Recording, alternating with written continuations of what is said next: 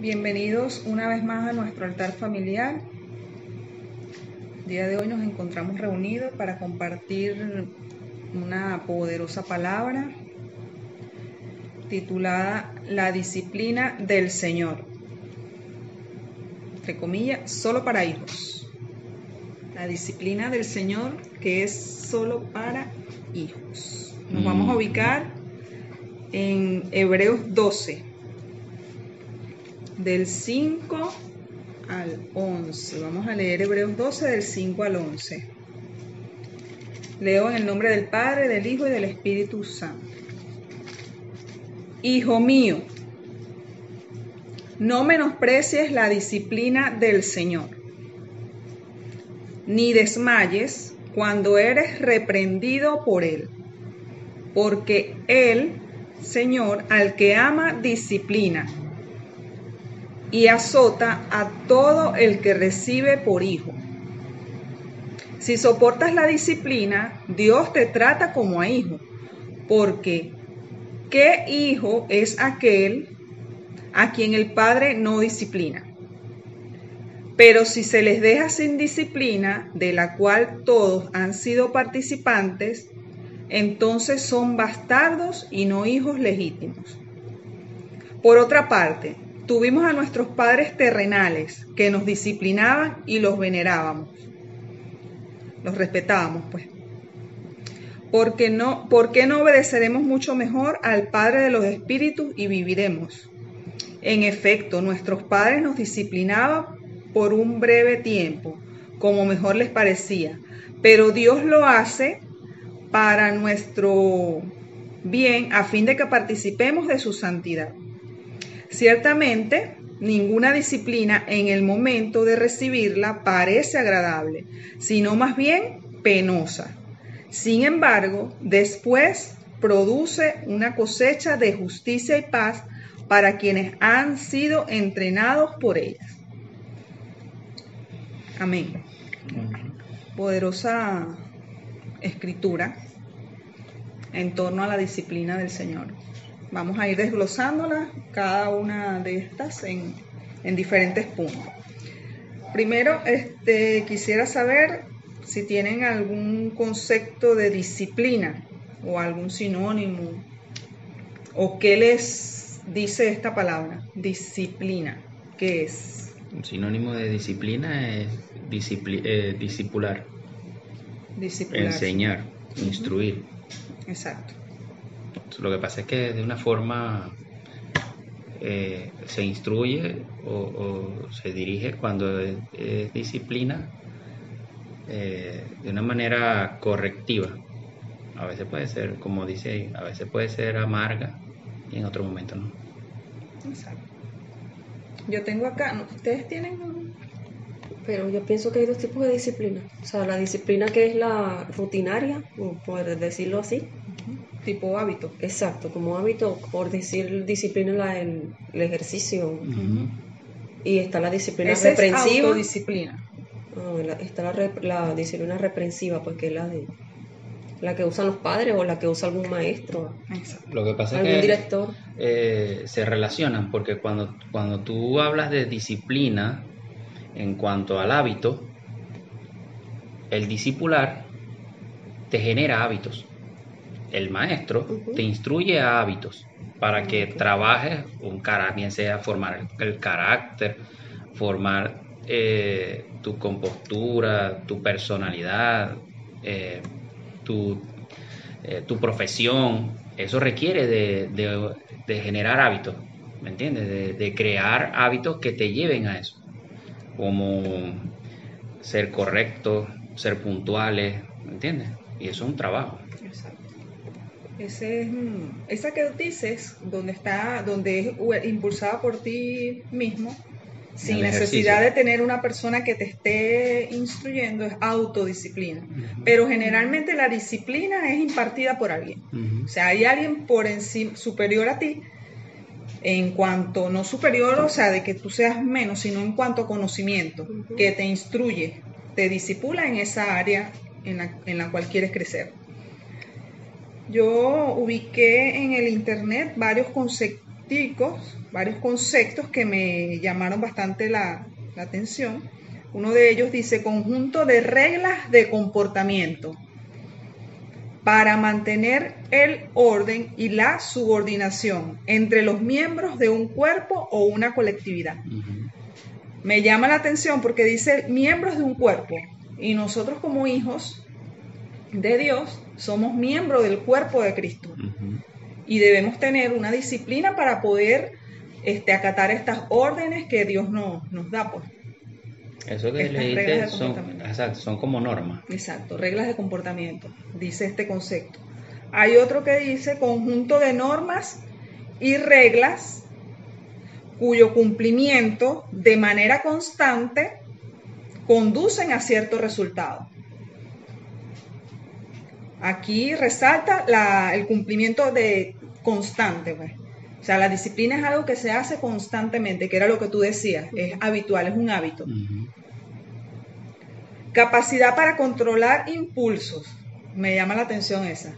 Dominio propio, un fruto del Espíritu Santo, o un atributo del fruto, dominio propio. O sea, capacidad para controlar impulsos que te llevan contrario a esa meta que quieres lograr. Por ejemplo, en el caso de las personas que hacen deporte, ejercicio habitualmente, controlar el impulso de comer ciertos alimentos que te pueden sacar de esa disciplina. Como disciplina, fíjense también se designa el instrumento usado para azotar. O sea, hay un instrumento, claro, ese es en la antigüedad. Es sobre todo utilizado para algunas órdenes religiosas para autoinfligirse castigos corporales con fines penitenciales. O sea, como penitencia. Eso sí es fuerte. Pero lo quise anotar, bueno. ¿Se acuerdan la película La Cabaña? Cuando el niño van a la iglesia y el niño pasa al altar y le dice al pastor que le dice, descubre al papá allí, pues. ¿Qué hizo el papá? Cuando llegaron a la casa, azotó al hijo. Él sentía que lo estaba disciplinando porque el hijo había hecho algo incorrecto. Bueno, él utilizó un instrumento de azote, para él, por eso digo, él creía que estaba disciplinando. Ese sería que una disciplina física. Sí, exacto, un azote. Un azote con como para los caballos, así cuando para crear que ellos, para hacer que ellos tengan disciplina. Como los caballos, como los animales cuando los entrenan. Los animales de circo. Eso es disciplina, pero una disciplina física. Pues. Exacto, con castigo, con sometimiento. Tenemos como sinónimo instrucción, que era lo que tú decías, de discipular, enseñar, orden, método. Conseguí este sinónimo, silicio, azote, doctrina, enseñanza, castigo y corrección. Lo que pasa es que muchas veces personas, aunque la palabra de Dios dice en algún proverbio que disciplinar al muchacho a veces con azote o con vara es necesario. Pero sí hay que hacerlo con mucho discernimiento y con mucha sabiduría. Con autocontrol. Y con autocontrol. Y sabiduría, porque fíjate, el muchacho, el de la cabaña, la película La Cabaña, el niño como hizo ese caso, algo, porque el papá lo agarró toda la noche dándole guamazo. Y por algo que era injusto, porque el niño estaba diciendo la verdad. Él aquí es una cosa, pero en la casa golpea a mi mamá. Y entonces él, me hiciste quedar mal delante de las personas de la iglesia, y lo azotó toda la noche. Él creía que lo estaba disciplinando, y lo que hizo fue crear en el muchachito un odio y un rencor que hasta adulto lo mantenía. Ese es otro tema, ese es otro tipo de disciplina que... No, lo que pasa es que Dios a veces aplica varas, pero Dios tiene autocontrol. O sea, Dios sabe hasta dónde sacate la lagrimita y ya pues. Perfecto. Ahora fíjense una cosa, el tema es la disciplina del Señor, solo para hijos. Hackdash, solo para hijos. Dice así el versículo 1, hijo mío. Hay en la palabra de Dios versículos que dicen hijo mío, y hay otros que dicen amados. Yo los invito a que, amados, eso es para todo el mundo. O sea, dando como que ese margen de flexibilidad para que todo el mundo se corrija, se arrepienta. Pero cuando dicen hijo mío, es para para un pueblo específico. Exacto, otro sector de la villa del Señor. Entonces, este versículo en hebreo empieza así: hijo mío, no menosprecies la disciplina del Señor.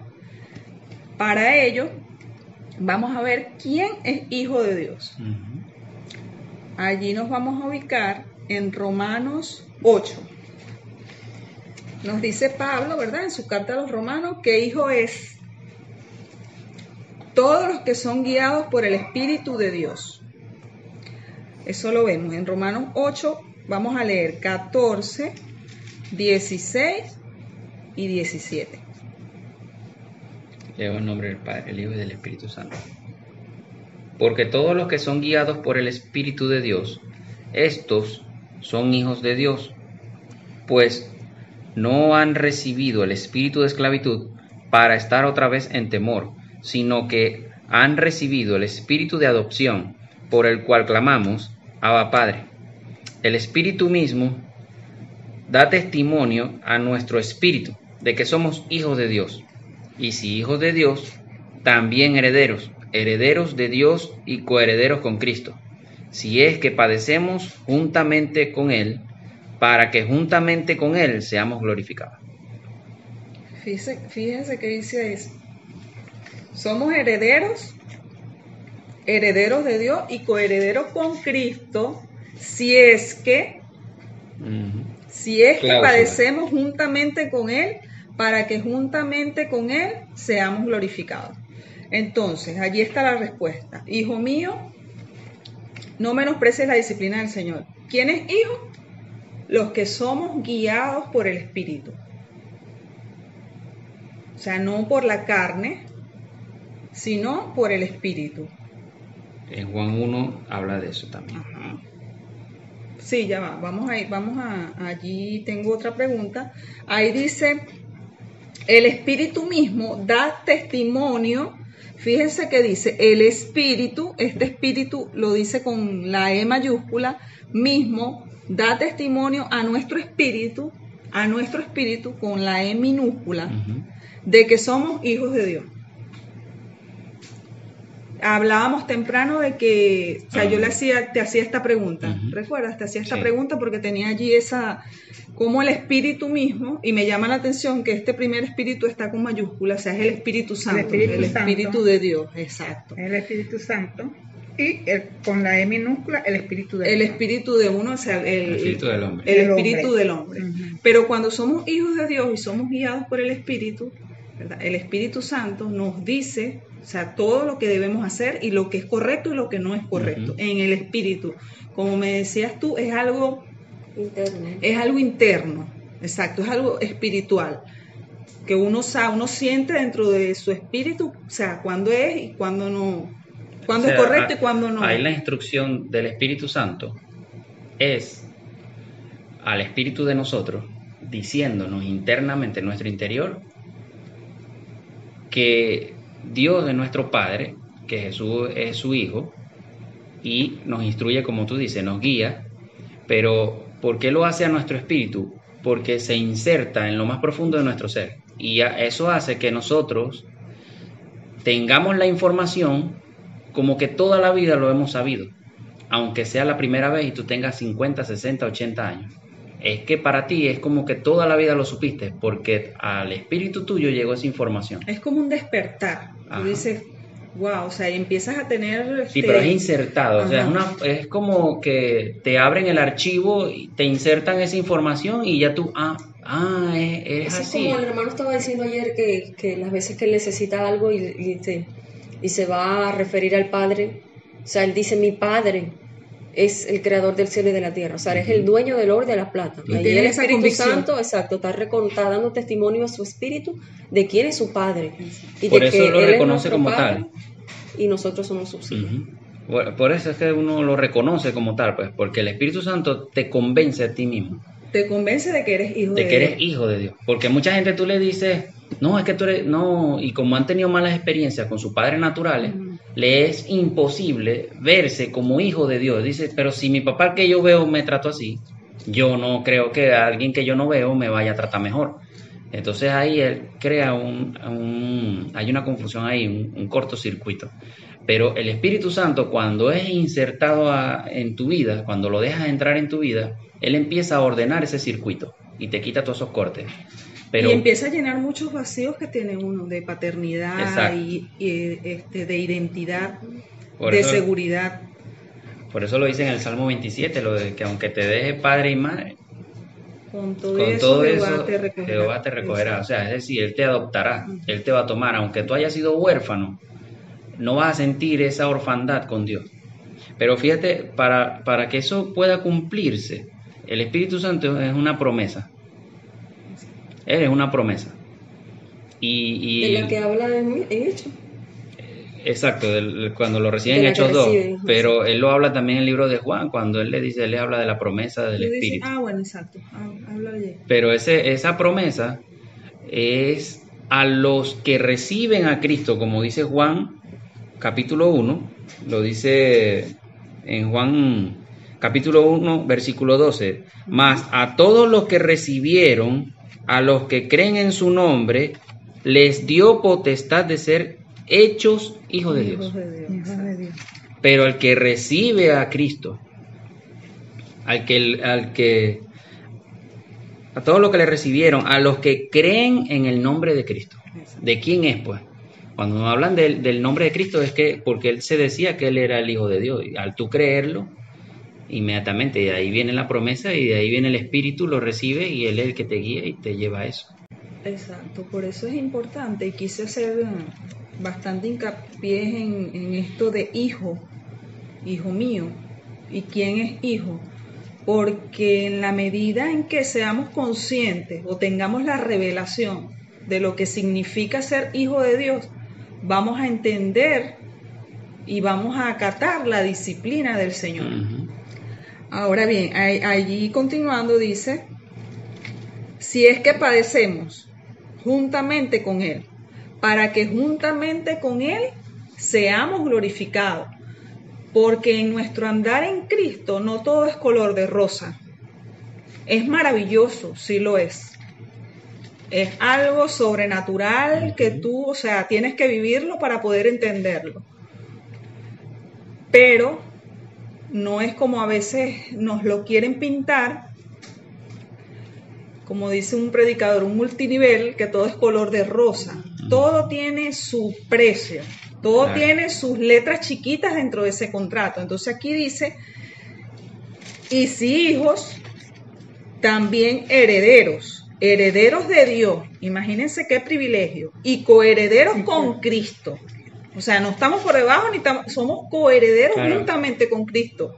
Si es que padecemos juntamente con Él, ahí están las letricas pequeñas de este contrato, para que juntamente con Él seamos glorificados. Ahora yo me pregunto, ¿qué cosas tengo que padecer? Allí vamos a responderlo en 1 Corintios. Ahí, antes de que cierres este punto, las letras pequeñas allí, el padecimiento, pero también la otra cláusula es lo que leí en 1 Juan 1:12. Los que creen. A los que creen en el Señor, esos son, porque mucha gente dice, yo creo en Dios, yo también soy hijo de Dios. Pero ahí lo dijo, como lo leímos hace rato, lo leíste hace rato, hay hijos bastardos, hijos legítimos. Somos hijos por creación, es decir, criatura. Pero cuando somos hijos legítimos, ya tenemos el papel que certifica o la partida de nacimiento de que somos hijos legítimos de Dios, herederos de su reino y coherederos de Cristo, con Cristo, porque somos hermanos de Cristo. Por cuanto Cristo fue hijo de Dios. Somos hermanos y tenemos acceso y derecho a los mismos privilegios del reino que tiene Cristo. Es lo que dice él allí. Pero tenemos que dejar de ser hijos rebeldes o hijos ilegítimos o hijos bastardos que andan a espaldas de Dios. Dice, yo creo en Dios, yo creo en el Señor, y Dios, mi Dios, nadie me lo quita, yo siempre he creído en mi Dios, y hablan de mi Dios, pero siempre van a espaldas del Señor, como tú leíste en el concepto de disciplina. No siguen las normas, no siguen las leyes de Dios. No se dejan discipular, no se dejan disciplinar por Dios. Exacto. Allí entra lo de las dos cláusulas. Primero, creer en Dios, creer en Cristo, recibirlo. Y segundo, padecer junto con Él. O sea, ser disciplinado, porque Cristo fue un hombre disciplinado por el Señor. No, es que Y padecimiento... los grandes hombres de Dios han sido disciplinados. Lo vemos en la vida de Pablo.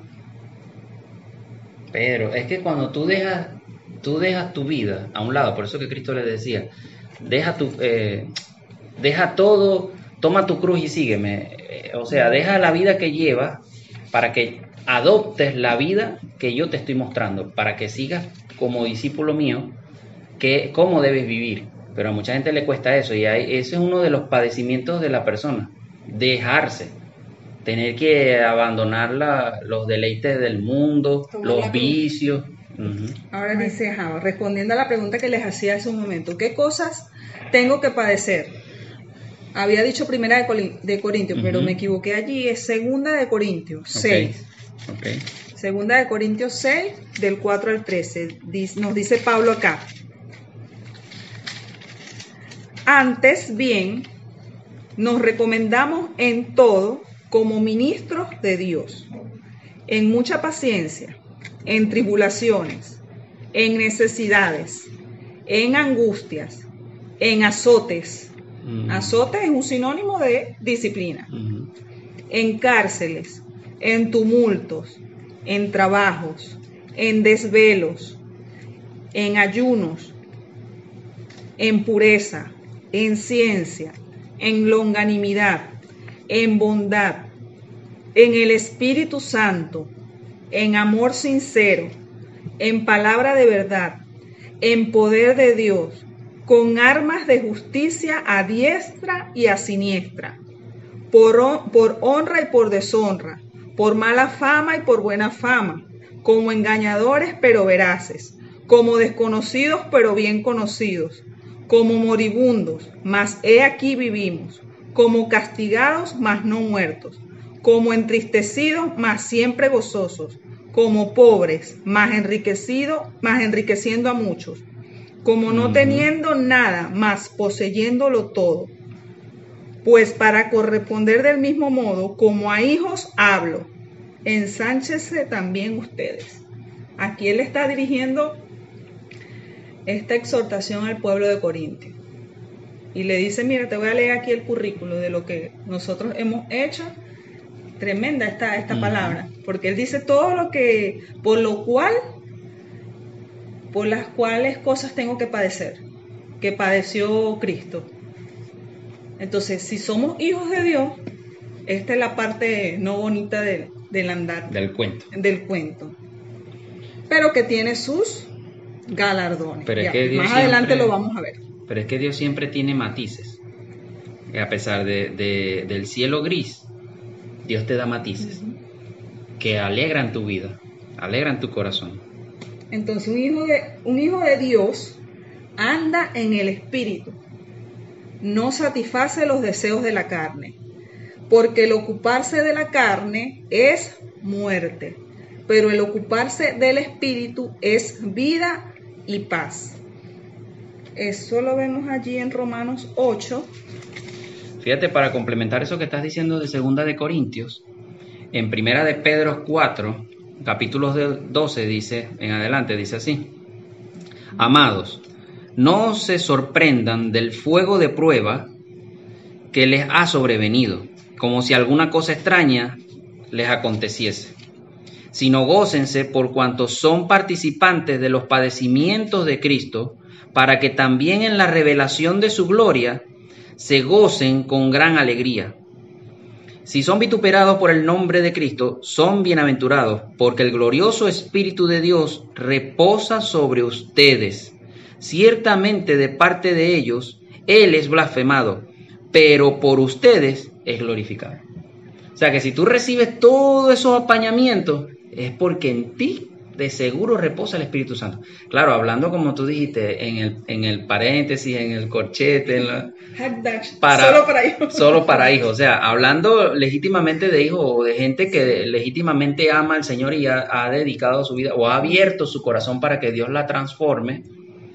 Él está diciendo esto. O sea, si tú decidiste buscar al Señor con todo tu corazón y la gente viene contra ti a malponerte, a criticarte o a lanzarte de todo, gózate, porque ciertamente el Espíritu Santo de Dios está en ti y estás padeciendo los padecimientos de Cristo, de los cuales vas a ver la gloria del Señor y Dios será glorificado en ti, aunque pareciera que tú estás siendo desechado. Es lo que complementa lo que dice Pablo, porque imagínate, Pablo le da detalles. Pablo lo enumera, o sea, imagínate. Por experiencia propia. Sí, o sea, ¿quién refuta eso si eso lo vivió ese hombre? Fíjese que él dice allí ayunos, desvelos, todo eso es disciplina, todo eso es hacer morir la carne, porque a quien no le gusta comer. Y sobre todo el desayuno, que el mundo dice, el desayuno es la comida más importante del día. O dormir hasta tarde. O el dormir. No, tengo que dormir las 8 horas. Si no. Por lo menos en mi caso eso ha sido una disciplina. Pero. Extra disciplina. Pero entonces dice el Señor que el ocuparse de la carne es muerte, el ocuparse del espíritu es vida y paz. Vida y paz. Y fíjense que aquí en Hebreos, lo que leíamos al principio, dice que ciertamente ninguna disciplina en el momento de recibirla parece agradable, sino más bien penosa. Sin embargo, después produce una cosecha de justicia y paz. Cuando nos ocupamos del Espíritu, recibimos vida y paz. Vamos a leer Romanos 8, versículo 1, y luego nos vamos del 5 al 9. Versículo 1 dice: ahora pues, ninguna condenación hay para los que están en Cristo Jesús, los que no andan conforme a la carne, sino conforme al Espíritu. Luego leemos del 5 al 9. Porque los que son de la carne piensan en las cosas de la carne, pero los que son del Espíritu en las cosas del Espíritu. Porque el ocuparse de la carne es muerte, pero el ocuparse del Espíritu es vida y paz. Por cuanto los designios de la carne son enemistad contra Dios, porque no se sujetan a la ley de Dios, ni tampoco pueden. Y los que viven según la carne no pueden agradar a Dios. Mas ustedes, no viven según la carne, sino según el Espíritu, si es que el Espíritu de Dios mora en ustedes. O sea, no vivimos, los hijos de Dios, que se nos quede grabado esto en el corazón, no vivimos según la carne, vivimos según el Espíritu, y a Dios esto le agrada. Cuando nosotros vivimos para agradar el Espíritu, o vivimos alimentando y fortaleciendo el Espíritu, Dios se agrada de nosotros y nos ve como hijos legítimos. ¿Cómo se traduce eso? Cuando vivimos para la carne, es alimentando por la necesidad de las cosas de la carne. Pero cuando vivimos por el Espíritu, es alimentando por la necesidad de las cosas de Dios, las cosas espirituales. Ayuno, lectura, oración, adoración, hacer el bien, caminar en justicia, temor de Dios. Por ejemplo, somos hijos de Dios. Lo pongo así a ver si capto la idea. Tenemos un televisor, vemos series, Netflix, por ejemplo. Estamos enviciados con una serie. Pero el espíritu, si somos hijos de Dios, sabemos que tenemos el Espíritu, ¿verdad? Y el Espíritu nos inquieta en ese momento a leer la palabra. Pero a esa hora queremos ver, o sea, la carne nos dice, vamos a ver tele, vamos. O sea, la serie, exacto, vamos a ver otro capítulo. Entonces, pero el Espíritu, los que vivimos en el Espíritu sabemos que es así. El Espíritu te inquieta a qué es orar o a leer la palabra o a hacer algo del Espíritu. O sea, apaga el televisor y párate a agarrar la Biblia o arrodíllate y ponte a orar. Exactamente. A eso se refiere de no satisfacer los deseos de la carne. Exactamente. ¿Ves? O sea, dejo de dando un ejemplo, pues, dando un ejemplo, graficando pero hay muchos. Ahora vamos a ubicarnos allí para que nos quede más claro esto de hijo de Dios. En Primera de Juan 3. del 1 al 9. Mira cuál amor nos ha dado el Padre para que seamos llamados hijos de Dios. Por esto el mundo no nos conoce, porque no le conoció a Él. Amados, ahora somos hijos de Dios, y aún no se ha manifestado lo que hemos de ser. Pero sabemos que cuando Él se manifieste, seremos semejante a Él, porque le veremos tal como Él es. ¿Hasta cuál? Hasta el 9. Y todo aquel que tiene esta esperanza en Él, se purifica a sí mismo, así como Él es puro. Todo aquel que comete pecado, infringe también la ley, pues el pecado es infracción de la ley. Y sabes que Él apareció para quitar nuestros pecados, y no hay pecado en Él. Todo aquel que permanece en Él, no peca. Todo aquel que peca, no le ha visto, ni le ha conocido. Hijitos, nadie los engañe. El que hace justicia es justo, como Él es justo. El que practica el pecado es del diablo, porque el diablo peca desde el principio. Para esto apareció el Hijo de Dios, para deshacer las obras del diablo.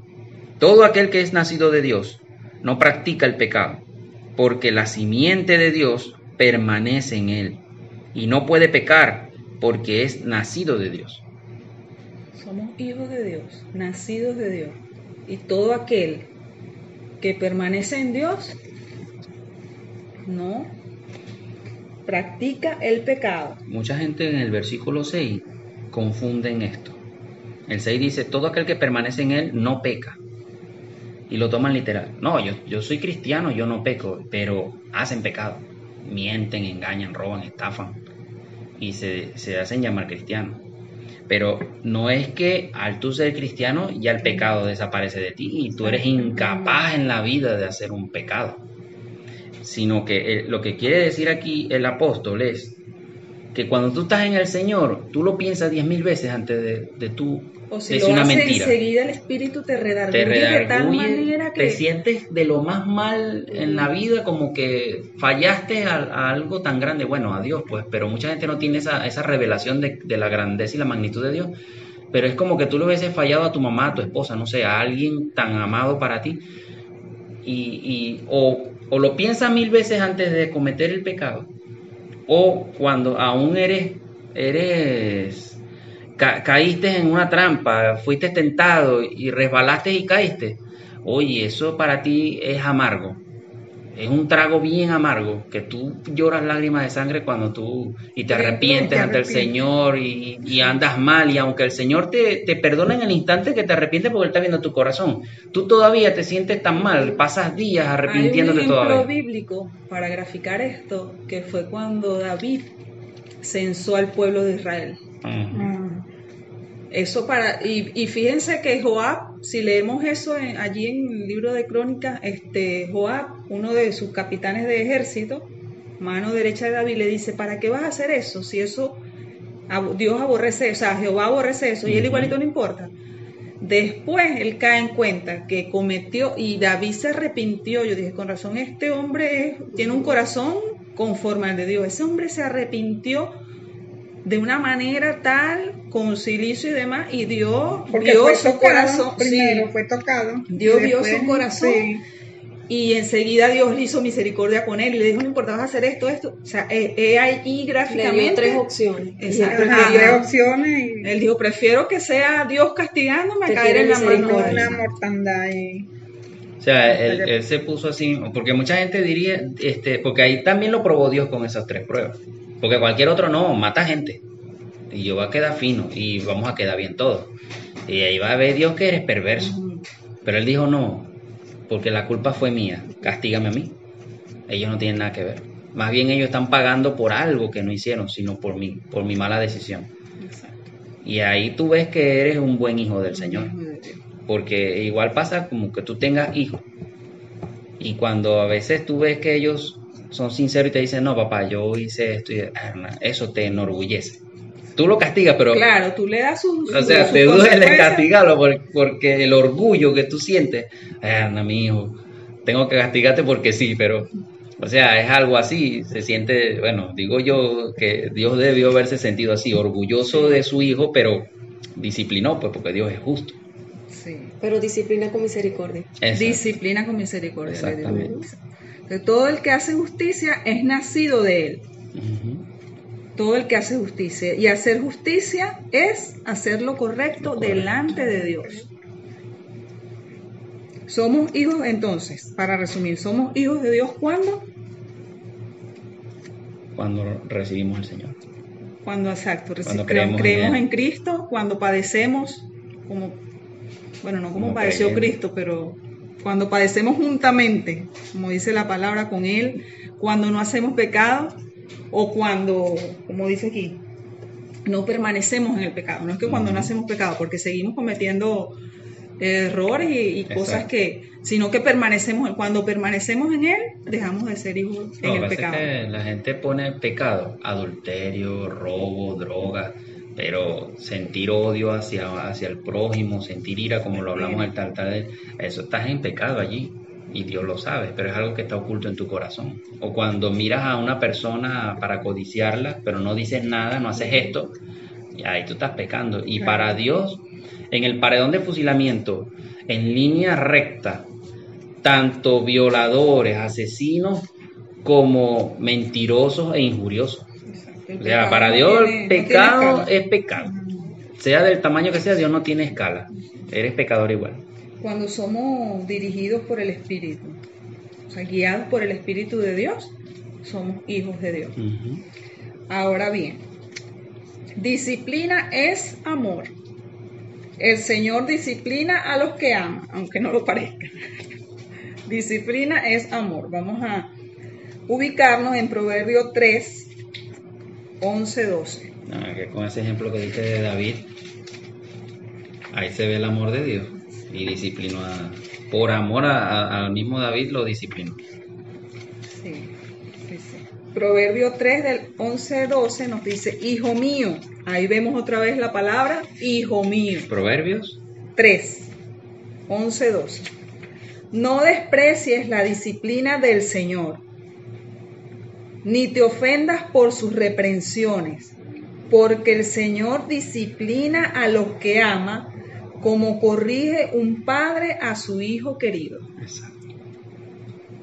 Esto es clarito. Muchas veces pasa que, bueno, los que son padres ven a otro niño que no es tu hijo, o sea, tú no lo vas a disciplinar igual. Ahí es, déjalo, ese es hijo del que en su casa él va a ser, ¿verdad? Pero el que es hijo de uno, ay, uno sí lo disciplina. O sea, a mí no me importa que los demás hagan, eso es asunto de sus papás. Entonces, si Dios actuara así, no nos amara. En cambio, porque somos sus hijos y nos ama, Él nos disciplina como disciplina un padre a su hijo querido. Como le dijiste en hebreo, si no lo disciplina, se vuelve hijo bastardo. Exacto. O sea, se vuelve hijo desobediente. 5:17 nos dice Job, cuán dichoso, es decir, bienaventurado, es el hombre a quien Dios corrige. O sea, eso es un privilegio, que Dios te corrija, que Dios te discipline. Es un honor. Un honor, es una doble bendición, es una bienaventuranza.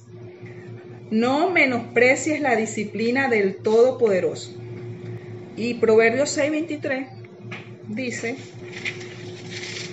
Porque el mandamiento es lámpara y la enseñanza es luz, y camino de vida las reprensiones que te instruyen. camino de vida, las reprensiones que te instruyen. O sea, son reprensiones que te instruyen, no son reprensiones que te destruyen. Son Exacto. para instruirte, son para edificarte. Cuando Dios nos corrige.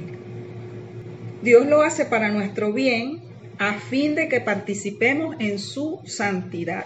Lo vemos allí en el versículo 10, que dice que Dios lo hace para nuestro beneficio. Ahora bien, ¿en qué áreas quiere Dios disciplinarnos? ¿En qué áreas creen ustedes que Dios quiere disciplinarnos? En todas. En todas las áreas. Pero ¿cuáles son esas Venimos tan áreas? imperfectos, Sí. ¿no? Venimos torcidos que Dios empieza como un herrero Chano Mandarriazo. Un área importantísima en la que Dios quiere que seamos disciplinados y que a mi parecer, a mí, Daniela, es el todo de un hijo de Dios, es en la santidad. Tenemos ya un audio con ese viviendo en santidad. Ujú. Vamos a hablar un poquito aquí de ese tema, pero ahí profundizamos más. Dice la palabra de Dios que dice Pablo específicamente en el libro de Hebreos que sin la santidad nadie verá al Señor. Hebreos 12:14. Seguid la paz con todo y la santidad, sin la cual nadie verá al Señor. Imagínense ustedes cuán importante es la santidad para nuestro Señor. Y leía yo en un post, es un desafío para valientes, la santidad. Un desafío para valientes. No, siempre digo este versículo y lo he mencionado en muchos de los temas aquí en el altar. El famoso salmo que dice: ¿quién irá al monte del Señor? ¿Quién estará en la presencia del Señor? El limpio de manos y el puro de corazón. Eso es santidad. Pureza. Limpieza. Y es que cuando también te determinas, pues, o te fijas la meta de santificarte delante del Señor, vienen ataques como no tienes idea con respecto a la santidad. Pues. Eso Sí, es una parte tentación. de lo que decía Pablo en Primera de Corintios, porque él habla ahí de purificarse. Habla en cierta manera también de la santidad para poder llegar a ese... Pero parte de esa santidad es corregir lo que ves en la televisión, en el internet, en las redes sociales, lo que oyes en la calle, lo que hablas. Ahí esa corrección, cuando tú empiezas esos correctivos, ahí comienza el verdadero trabajo o dar el verdadero fruto de santidad. Cuando tú haces todas esas correcciones. En la santidad, el área de la santidad es un área donde Dios nos quiere disciplinar y que cuesta, pues. O sea, la vemos dolorosa porque son muchas cosas que hay que apartar, muchas cosas que al Señor no le agradan y el Espíritu dentro de ti como hijo te redarguye, o sea, eso no, eso sí. Y a veces el Señor te expone a eso con discernimiento para tú tampoco estar tan desconectado, sino que algo va a Él mostrarte allí, pues. Pero esta es un área muy importante para Dios y es voluntad de Él. Es voluntad de Dios nuestra santificación. Es que sin esa no podemos estar delante de Él, Sí, porque el verdad. pecado se desintegra, se destruye delante de la presencia de Dios. Por eso es que mucha gente que anda en pecado no puede oír la voz de Dios, le es dificultoso eso, porque Dios no puede obrar donde hay inmundicia. Dios limpia la inmundicia. O sea, cuando llega a tu vida y tú estás inmundo, no es que estás inmundo y Dios no puede tocarte, no. Dios viene a quitarte. Dios tiene ese poder, esa capacidad, pero cuando tú insistes en revolcarte, o sea, Dios se aparta porque ya eres una persona inmunda, te gusta eso y Dios no permanece allí, no le agrada. Ahora vamos a leer Primera de Tesalonicenses 4, del 1 al 3 y luego del 7 al 8. Y luego en el nombre del Padre, del Hijo y del Espíritu Santo. Por lo demás, hermanos, os rogamos y exhortamos en el Señor Jesús que de la manera que aprendiste de nosotros, como les conviene conducirse y agradar a Dios, así abunden más y más, porque ya sabéis qué instrucciones os dimos por el Señor Jesús. Pues la voluntad de Dios es vuestra santificación, que se aparten de fornicación. 7 y 8. Pues no nos ha llamado Dios a inmundicia, sino a santificación. Así que el que desecha esto no desecha al hombre, sino a Dios, que también nos dio su Espíritu Santo. Fíjense allí que dice, porque ya saben qué instrucciones les dimos por el Señor Jesús. Cuando el Señor Jesús estaba en la tierra junto a los apóstoles, Él dejó unas instrucciones de santidad. Y decíamos que un sinónimo de disciplina es instrucciones. Pero un sinónimo. ese punto es Instrucción. importante, porque ve que lo que dice en el 7 es algo que el Espíritu Santo me pone a mencionar. Y bueno, Dios es maravilloso, porque lo saca por este versículo, ahí en el 7. En 1 Tesalonicenses 4:7 dice, pues no nos ha llamado Dios, en el 8, perdón. Así que el que desecha esto, o sea, la santificación, el que desecha la disciplina, la instrucción, no desecha a hombre, sino a Dios. Es decir, ¿cómo tú recibes esa disciplina? Porque eso está implícito en la Biblia. Eso no lo inventó una persona. Eso está implícito. Dios dejó sus escrituras, sus estatutos, mandamientos en la Biblia o en la Santa Escritura. Pero hay personas que leen la Biblia y no tienen esa revelación. Hay personas que hasta flojera le da leer la Biblia. Hay personas que pánico le tienen a la Biblia. Dicen que cuando leen la Biblia se vuelven locos y tal, todos los mitos. Entonces, ¿qué sucede? Que no leen la Biblia. Entonces Dios usa a un instrumento, una persona, para que seas instruido. Entonces, por eso es que aquí lo dice bien claro. No desecha a hombre, sino a Dios. Es decir, si Dios pone en tu vida a una persona que te instruya, que te discipline, que te corrija, que te exhorte, que te enseñe, que te disipule, quiere decir que Dios está obrando en ti por medio de esa persona. Es decir, como no tienes todavía la revelación, como no tienes todavía la capacidad de ver a Dios, Dios te pone una persona que sí ves para que tu fe vaya creciendo.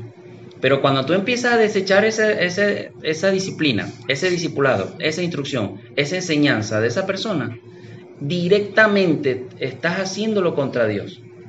Es decir, eres rebelde. Te rebelas contra Dios, porque no estás oyendo su voz por medio de sus instrumentos. Y esto me lo viene diciendo el Espíritu Santo de que hablara de cómo podemos ser instruidos. Y es por medio de una persona, un pastor, un predicador, un hombre, una mujer de Dios, ungidos por el Espíritu, y Dios los pone para que te instruya, porque a veces tú no vas en la iglesia donde tú vas a conseguir un pastor, generalmente, sobre todo las iglesias modernas de hoy en día, los pastores no salen a evangelizar, sino que ellos están en el templo y es la gente que tiene que llegar al templo. Entonces Dios tiene que armarse de sus obreros de la calle para que ellos vayan a evangelizar, para que ellos vayan a predicarle a la gente a la calle donde la gente no recibe esa información. Entonces, Dios tiene que levantar a un hombre o una mujer, lo unge, lo prepara, lo capacita, lo envía. Eso es apostolado. Lo envió. Y cuando esta persona llega a tu vida, en el nombre del Señor, por eso dice también la Escritura, bienaventurado o benditos son los pies de los que vienen en el nombre del Señor. Porque vienen a traer buenas nuevas a tu vida. Sanidad, liberación, vida eterna, prosperidad, restauración. Todo eso viene implícito en el reino de Dios. Entonces, cuando esta persona llega y tú crees en el momento, chévere, pero cuando Él te dice, ¿quieres recibir a Cristo? Sí, ok, cumpliste la primera cláusula. Pero cuando vas a la segunda, que tienes que padecer junto con Cristo, cuando viene la disciplina, no, ya no quiero. Esta persona no me agrada, esta persona exhorta mucho, esta persona regaña. Claro, hay personas que sí exageran en cuanto a eso. Son puros regaño, y vernale, o sea, no va a fluir nada allí. Pero créanme, que cuando es Dios usando a la persona, es puntual. Y te va a decir lo que te está aconteciendo, te va a decir lo que debes corregir. Y aunque tú digas, no es así, en tu corazón sabes que sí, y el Espíritu Santo redarguyéndote a ti. Eso es como cuando David, con Natán. Exacto. Natán. Ya él venía débil porque le tocaba ir a la guerra y se quedó durmiendo. Entonces, ya ahí estaba débil, pues. Y el Señor envió a Natán para... Fíjense que David, ¿qué estaba haciendo David? Viendo series en Netflix. David estaba viendo por la azotea, estaba asomado, viendo. Por eso es que dice que los ojos son la lámpara del... Porque él por andar viendo lo que no tenía que estar viendo, sino en la guerra, agarró y cayó. Se quedó viendo los desnudos. Y de Dios Sí, utiliza Dios, un instrumento, sí, Dios para utiliza ir un y le instrumento para ir a hacerlo, exhortarlo. a exhortarlo. Y importantísimo ese punto, amor, de verdad que gracias a Dios que te lo puso en el corazón, porque yo lo había pensado, o sea, en los instrumentos que Dios utiliza para disciplinar a las personas, y no lo desarrollé aquí, pero qué bueno que lo hablaste, porque es así, Dios utiliza sus instrumentos y lo vemos a lo largo, y ese ejemplo también de David está buenísimo, porque David, él estaba sumergido en su asunto y él no se había percatado del, y cada vez El iba grave como error que de que mal en cometió. peor, porque primero cayó en pecado con la mujer de Urías, después lo mandó a sentarse frente a la casa y después lo mandó a matar, o sea, cada vez iba como Sí, sí. de aumento en aumento la magnitud de su pecado. Si este profeta no viene de parte del Señor y lo hace caer, quién sabe qué locura Claro, porque más hubiese cometido Dios David. te deja avanzar, a ver en qué punto tú reaccionas por ti mismo. Pero viendo que cada vez el mal era mayor, Dios dice, no, si yo sigo en esto se me pierde el muchacho. Tiene que mandar instrumentos. O sea, ya iba a decir eso, pues que ya como el Señor conoce el corazón de David, él dijo, no, ya va, o sea, voy a mandar uno antes que siga. Sí. Sí, porque estoy viendo que el muchacho no Porque está estaba Sí. distraído, Sí, claro, él está estaba reaccionando. embelecido y, Exacto. o sea, él Fíjense no se que- había percatado del error que había cometido. Exacto, él no se había percatado. O sea, él se había sumergido creía en que lo su- estaba haciendo bien. Ah, bueno, una mujer más, bueno, yo tengo Él la 50 mandó y a metidas en buscar. el harén, una más. La mandó a buscar. Si Dios me ha Después puesto embarazó. Ujú. Por eso, porque él dijo, Sí. si tengo 50 en mi harén, Dios no me ha exhortado por esto, que agarre una más, no, o sea, una raya más para el tigre, eso no va a hacer nada, pero resulta que lo había hecho en pecado delante de Dios. Dios le había puesto mujeres que no le iba a causar un pecado delante de él, pero ahí sí, y por eso digo que las normas, las leyes, los estatutos están implícitos en la Biblia. Lees la Biblia con el Espíritu y se te va a ser revelado. Y tú vas a decir, oye, a Dios no le gustaba eso. Y me pasa con una muchacha que estoy discipulando, que ella cometió un error y se metió en un tremendo problema. Y ella se abocó, me buscó porque ya Dios me había usado en otras oportunidades con ella. De hecho, este error le vino porque Dios le dio a ella una instrucción. Le dijo, busca, métete en una iglesia y haz esto, esto y esto. De las 10 cosas que Dios le dio, por darle un ejemplo, pues no las enumeré, hizo 5 o 7, ponte. Y a ella le fue bien. Pero fueron 7. Y en las 7 tú dices, bueno, hizo la Más de la mayoría. mitad. Pero por esas 3 que no hizo, le vino todo este mal. Y entonces ella vuelve a mí como un año y pico después y yo le instruyo. Y ella misma, yo le digo, tiene que buscar al Señor, pero esta vez lo hice distinto, porque la primera vez que Dios me envió, con oración, Dios le limpió todo. Y Dios la restauró, Dios le demostró el poder que Dios tiene. Y ella vio y de ahí ella agarró fe. Pero esta vez ella me buscó otra vez como, órame para que me quites todo. Y Dios usó una estrategia distinta, ¿no? Y busca al Señor. Y ella empezó a leer la Biblia y ella empezó a tener revelación. Ay, yo no sabía que yo estaba haciendo esto y esto no agradaba a Dios. Y yo no sabía, pero porque ella fue con un corazón abierto. Es decir, las normas están aquí implícitas. Pero como dije, hay personas que no tienen esa revelación, que le tienen pereza a la Biblia. Dios usa instrumentos, usa personas. Sí, yo diría que el 90% de las veces Dios utiliza sus instrumentos. Y vemos esos dos ejemplos allí de David, porque en el del censo fue él mismo, el Espíritu lo redarguyó. Y en el otro utilizó uno de sus instrumentos, cuando Natán, pues. Uh-huh.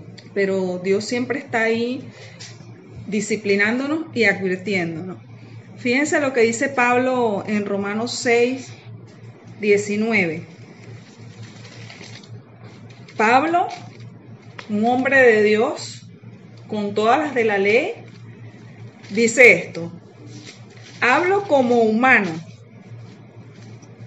por vuestra humana debilidad, que así como para iniquidad presentasteis vuestros miembros para servir a la inmundicia y a la iniquidad, así ahora para santificación presentar vuestros miembros para servir a la justicia.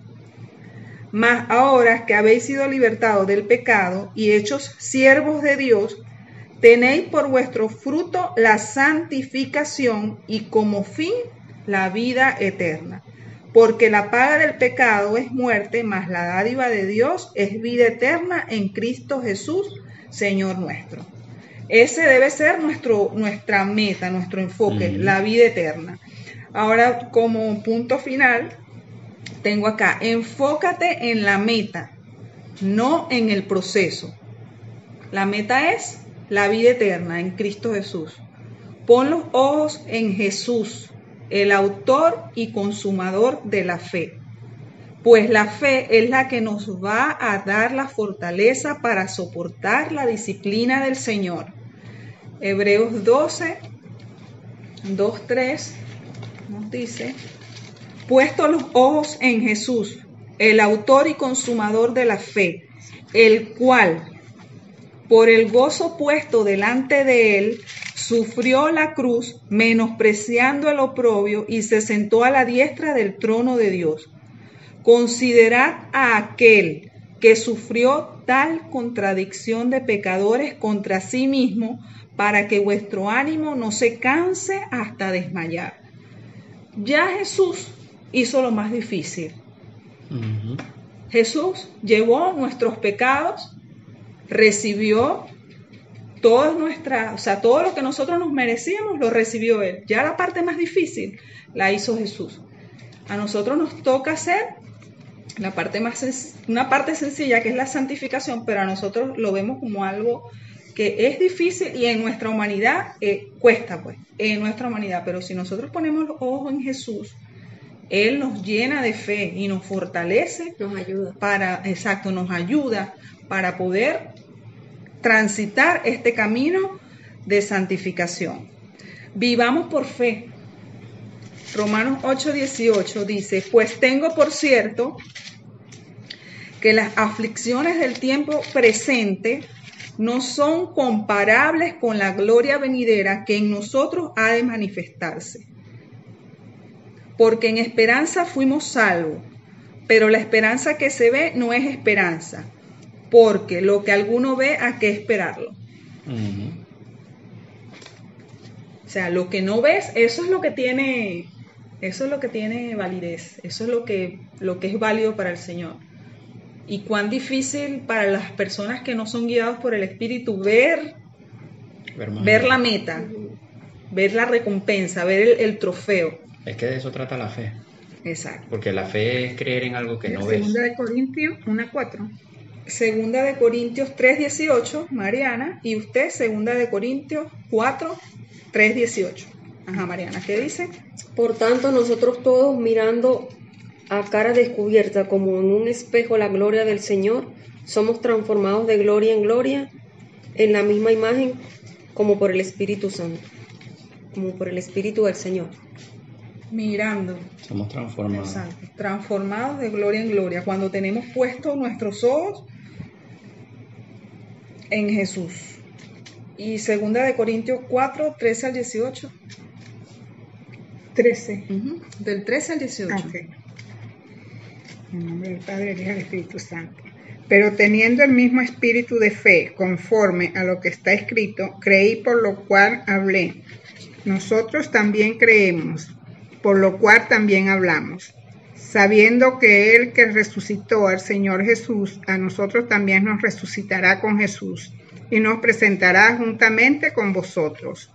Porque todas estas cosas padecemos por amor a vosotros, para que abundando la gracia por medio de muchos, la acción de gracia sobreabunde para gloria de Dios. Por tanto, no desmayamos. Antes, aunque nuestro hombre exterior se va desgastando, el interior, no obstante, se renueva de día en día. Por esta leve tribulación momentánea produce en nosotros un cada vez más excelente y eterno peso de gloria, no mirando nosotros las cosas que se ven, sino las que no se ven, pues las cosas que se ven son temporales, pero las que no se ven son eternas. Exacto, hasta allí. Bueno, interesante, dicen. No, por tanto, no desmayamos, aunque nuestro hombre exterior, o sea, la carne, se va desgastando, y en la carne estamos hechos un desastre, pero en el interior, el espíritu, por el espíritu de la fe, vamos siendo renovados. Y dice, porque esta leve tribulación momentánea, leve. O sea, imagínense un hombre que pasó todo lo que leímos allí mismo en Corintios 6, del 4, y que él diga leve y momentánea tribulación. Y eso fueron como 40 años él llevando paz. Exacto, un hombre que llevó tribulación tras tribulación. Y no fue rechazo, no fue un simple rechazo, fue que lo cayeron fue azote, fue literal. No fue burla, no, eso fue este hombre tenía sus ojos puestos en la meta y no en el proceso. No, y los premios que tuvo él en vida, imagínate los que obtuvo después de muerto. Y dice en el versículo 7, 5-7, segunda de Corintios, porque por fe andamos, no por vista. Este es un versículo que nos encanta repetir a diestra y siniestra. Andamos por fe y no por vista, pero no lo vivimos. Atravesemos tribulaciones para ver si vamos a mantener ese eslogan. Hay que vivirlo. Camina un desierto por fe. Exacto. Entonces, enfócate en el premio, meta, recompensa. Filipenses 3. Tú sabes que eso es como agarrar a un niño, como tú dijiste hace un momento. Jesucristo hizo lo más difícil, ¿verdad? A nosotros nos toca la parte más sencilla. Imagínate un niño de 8 años que le gusta jugar en la calle y va y se llena de mugre.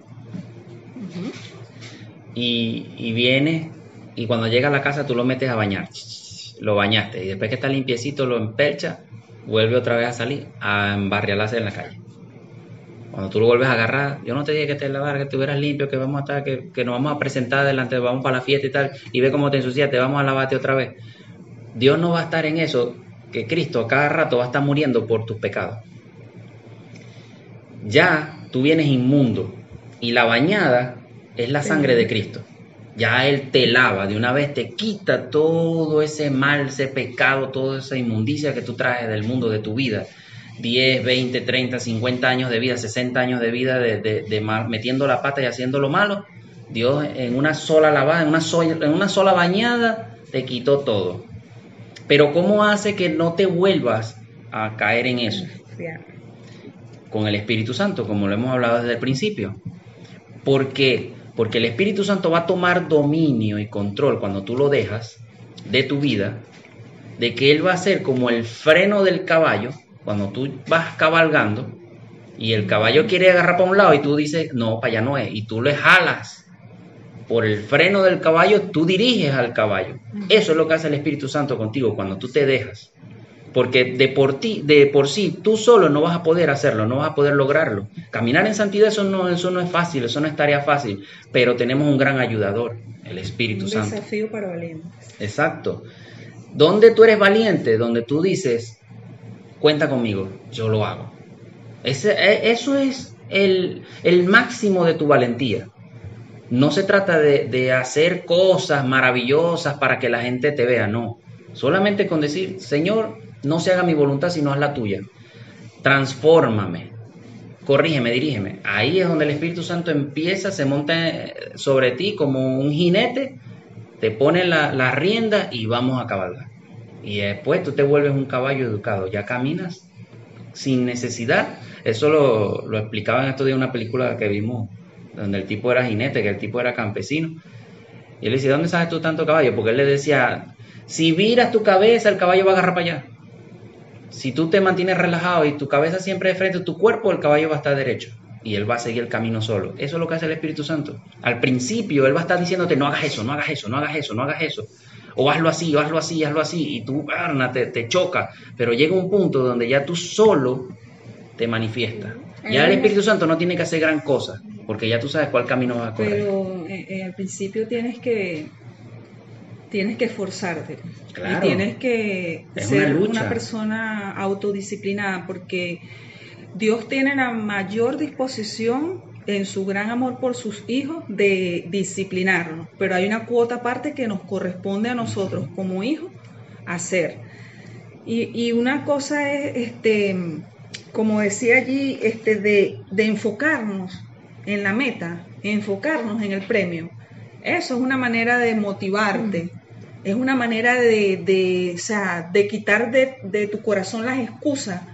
Ay, santidad, ay, no, pero eso es muy difícil. No, pero si tú tienes el premio, los ojos puestos en el premio, en la recompensa, como sucede en nuestro diario andar, que cuando tenemos una meta, algo que nos apasiona, algo que o sea, graduarnos, un proyecto, casarnos, que nuestros hijos se gradúen, o el ejercicio, cuando tú tienes una meta, tú te enfocas y no le pones excusas.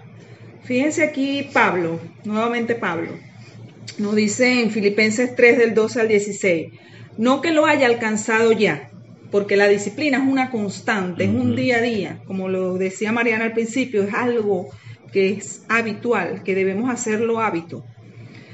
No que lo haya alcanzado ya, ni que ya sea perfecto, lo decías tú al principio. O sea, la santidad no es que, digo, ser hijo de Dios es que no, ya no ando en pecado, soy perfecto, soy el más inmaculado. No, al igual que David, también metemos nuestra pata en el charco y a veces el Espíritu Santo nos dejamos redarguir rápido, como hay veces que Dios tiene que mandar uno de sus instrumentos para hacernos salir de ese, exacto, hacernos reaccionar.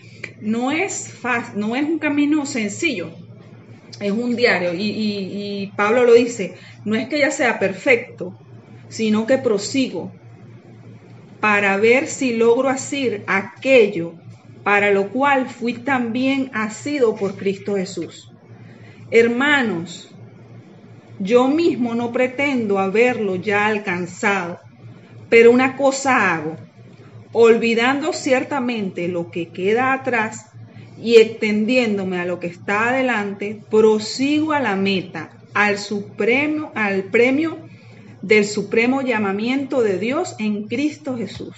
Prosigo a la meta. Entonces, enfócate en el premio, en la recompensa. Nos dice Proverbio 1:33, más el que me oyere, dice el Señor, habitará confiadamente y vivirá tranquilo, sin temor del mal. Eso es en esta vida y eso es en la próxima vida. Esto es una promesa del Señor. Nos dice Proverbios 3, del 1 al 2, Hijo mío, no te olvides de mi ley, y tu corazón guarde mis mandamientos, porque largura de días y años de vida y paz te aumentarán. Otro premio, otra recompensa de los que vivimos en la disciplina del Señor. Dice Proverbio 3, 21, 23. Hijo mío, no se aparten estas cosas de tus ojos, guarda la ley y el consejo, y serán vida a tu alma y gracia a tu cuello. Entonces andarás por tu camino confiadamente y tu pie no tropezará. Entonces, Dios pone su gran cuota de disciplina, pero nosotros tenemos que poner nuestra parte. Exacto, nuestra parte y nuestra cuota de autodisciplina y ser como las hormigas. ¿Cómo son las hormigas? Vamos a Proverbios 6. La hormiga es diligente. La hormiga es diligente, no es perezosa. 6. Proverbios 6, 8. Ve a la hormiga, oh perezoso, mira sus caminos y sé sabio, la cual no teniendo capitán, ni gobernador, ni señor, prepara en el verano su comida y recoge en el tiempo de la siega su mantenimiento. El Señor nos dice que seamos autodisciplinados como la hormiga. Imagínense, la hormiga que no tiene capitán, y nosotros que tenemos a Dios diciéndonoslo por medio de la palabra. Dios utilizando sus instrumentos, muchas veces nos cuesta entender la disciplina de Dios. El truco es obediencia y sujeción. Cuando el caballo se sujeta al jinete, obedece sin pataleo.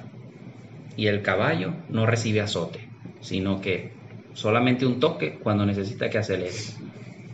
La disciplina va cargada de obediencia y sujeción.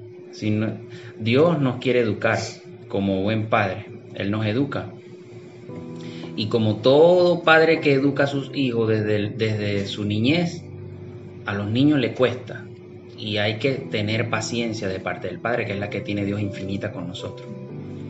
Pero cuando Él llega al punto de educarnos, no quiere decir que esa educación terminó ya, como dijo Pablo. No es que ya terminó tu educación, porque a veces puedes equivocarte, como le pasó a David, como lo hablamos, y te va a venir otro tipo de disciplina, la de corrección, la reprenda. Pero Dios en amor, si eres un buen hijo, puede haber disciplina con misericordia. Pero si eres un hijo rebelde, créeme que Dios va a poner el peso de su reprenda sobre ti. Seamos como dice Pablo, prosigamos al blanco. Nuestra mirada, nuestro corazón puesto en esa gloria eterna que nos promete el Señor por medio de su palabra. Dejémonos disciplinar, porque Dios al que ama, disciplina. Dios disciplina a sus hijos. Como un padre, en lo natural, en lo terrenal, disciplina también a los hijos que Dios le ha dado. ¿Cuánto más no nos va a disciplinar Dios, que nos ama tanto y que nos tiene guardado allá en el cielo esos regalos tan maravillosos? Entonces no lo veamos como una carga, como algo que no podemos, porque todo lo podemos en Cristo que nos fortalece. Este ha sido nuestro altar familiar el día de hoy. Esperamos que esta palabra caiga en buena tierra y que dé fruto al 100 por uno en el nombre de Jesús. Amén. Nos escuchamos en una próxima oportunidad.